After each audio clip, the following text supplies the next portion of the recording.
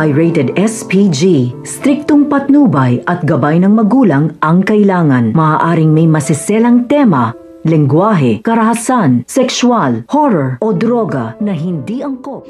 Masaya nga at tagumpay nga nagawa nga nito ni Annalyn ang isang Christmas party para sa mga tinutulungan nga nito ni Lolo Pepe ng mga bata.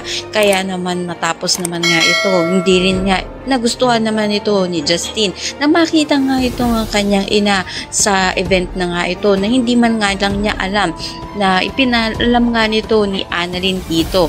Kaya naman sinabi nga nito ni Giselle na aalis na lang siya upang hindi na nga masira pa ang araw nga nito. Subalit nang papaalis na nga ito nga si Giselle kasama nga ito nga si Lynette ay pinigilan niya nga ito, tinawag niya nga ito. Malaking posibilidad nga kaya na ito na nga kaya ang umpisa nito ni Justin upang sa gayon nga bigyan ng pagkakataon itong nga si Giselle na mapatawad nga niya at muli nga sila magkasama na. Sa muli nga kayang pagkikita nga nito ni Justin at si Giselle ang magkasundo na nga kaya sila at mapatawad na nga ng tuluyan nga nito ni Justin itong kanyang ina.